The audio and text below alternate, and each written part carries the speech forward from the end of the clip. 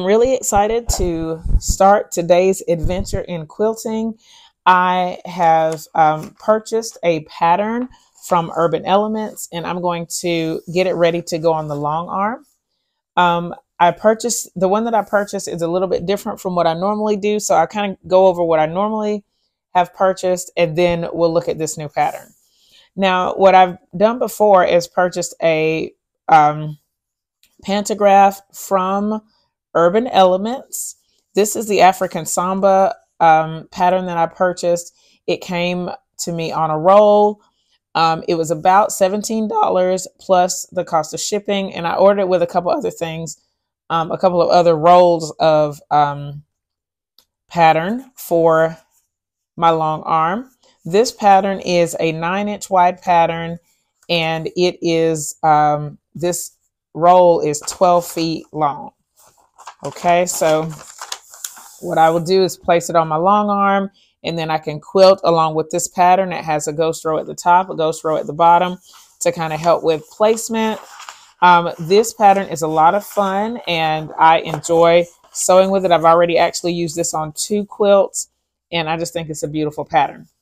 Now, I have my Scrappy Bricks quilt back there on the long arm, and as I've said before in previous videos, this is for a little baby whose dad and granddad both are into building cars and stuff. And so I've purchased a different type of pattern from Urban Elements. This pattern is called ATV. Instead of purchasing the roll of a pantograph, I decided to get a just print it myself. And so Urban Elements offers this as an option where I can print it myself, and I did. And this pattern is 9.5 inches wide, so it's a little bit bigger than the previous pattern. And I like that it's just a little bit bigger, and that I could print it myself. It is a little bit cheaper to print it yourself, but of course you take on the responsibility of printing it and preparing it to go on the long arm. So that's what we're going to do today. The pattern, like I said, is called ATV, and it is a 3-page pantograph. So I'm going to show you all 3 pages here. And then what you have to do is it gives you some guidelines to prepare everything. And so we're just going to go over those, go over each one of those. I've already done one part of it. I have it here. So I'm going to attach everything together at the end, and hopefully this will fit on my machine and cover my quilt. I've done, I printed 4 copies so far to get started, and hopefully it'll be enough. If not, I'll just go print another quick copy, add it to what I already have to see. My quilt is only about 52 inches wide, so I'm thinking that the 4 is going to be enough.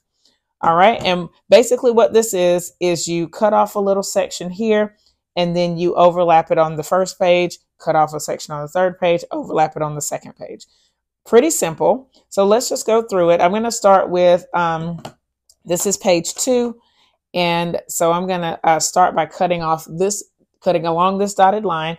I am using paper scissors, and I thought about using my paper cutter to do this, but I don't have it here with me. So I'm just going to cut it with paper scissors, and it should be fine. Okay. And then it's pretty simple to just match up the lines here and tape it down. So I'm just getting as close as I can on these lines to match them up. Okay, you can see those match pretty nicely. Okay, and then I'm just going to tape it down. Okay, and I'm using, I guess this is about 4 inches of tape, trying not to move the paper while I tape it down with clear tape. You could also use glue, but I don't want to use glue. I'm going to use tape. All right, so both of those are taped down. And what I did on the other one is tape the back also. So where it overlaps here, I'm just putting a couple pieces of tape on the back, just so if I decide I want to roll this pattern up to use it later, I won't have to worry about having weird pieces of paper coming off. Okay. All right, then that's not bad. And then the next part, well, let me see. Let me look at it. It could have been a little bit closer there. You can see that. But the and there, but I'm happy with it. It'll be fine for the quilt, I think. All right, and then I do the same thing here with page 3. Just cut along the dotted line. And I don't know that it matters how close you get, or like, I don't know, because like I think my line right here is a little crooked, but we're just going to go with it. And then again, lining it up here. Okay. And so up here at the top, it's a little bit, and so it may just have not been straight. So now it's kind of off down here. So I'm going to hold the top and then scoot over the bottom. Okay. And my line, the line that I cut is not perfectly straight. So I'm just going to have to recognize that. And then just match it up the best I can. It's close, but I'm sure that it's not perfect because I didn't cut a perfectly straight line. Okay. And then same thing, we're going to tape the front and then tape the back. And then there's really only one more step with this process. So I was really concerned that it was going to be more involved and that I wouldn't be able to do it. But it might be to my advantage to self-print, mainly because you can get a bigger pantograph. If you do the rolled, they can adjust the size, but it costs you a little bit more money. It might not matter, but you know, for me on my machine is just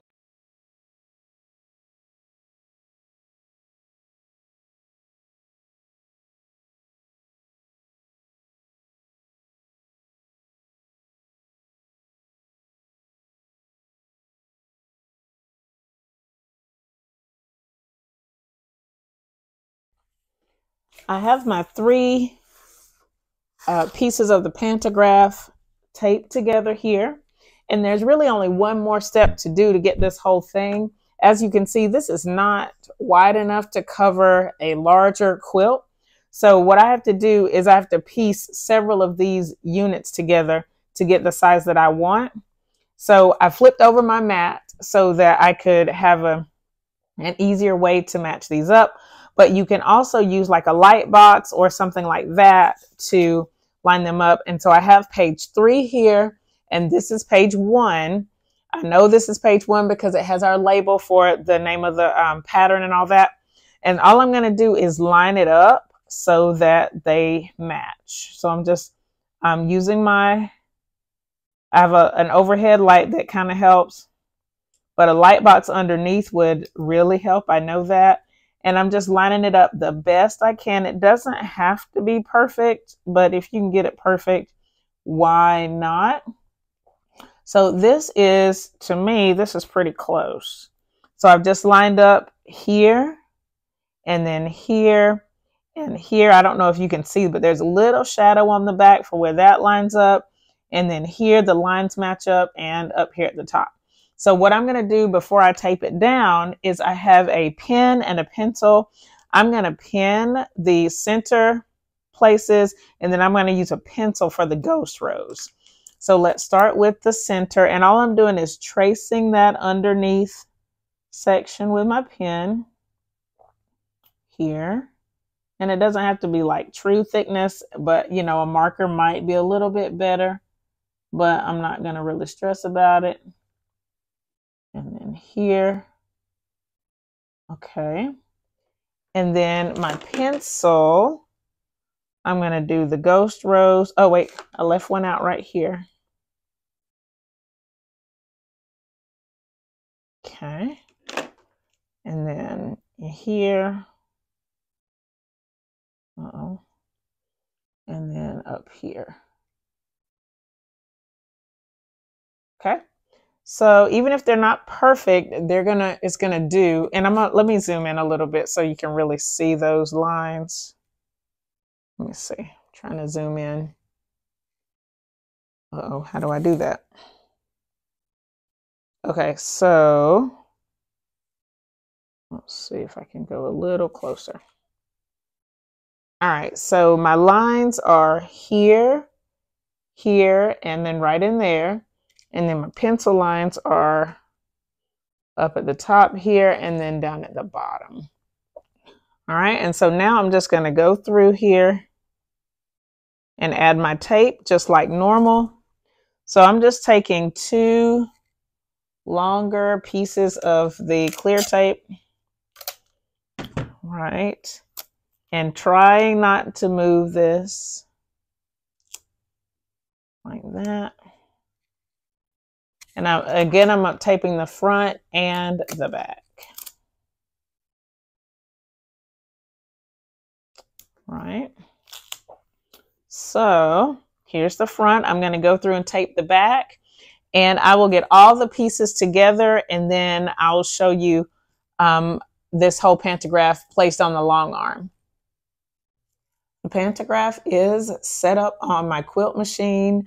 I have set it up so that I'm going to have hopefully 5 great little 4-wheelers going across each row of quilting. Hopefully it's going to look really nice. The only thing I have left to do here is start quilting. I have the quilt here, and then my pantograph here, and my laser light, everything set up the way it needs to be on the quilt machine. I'm going to move the machine over and start quilting.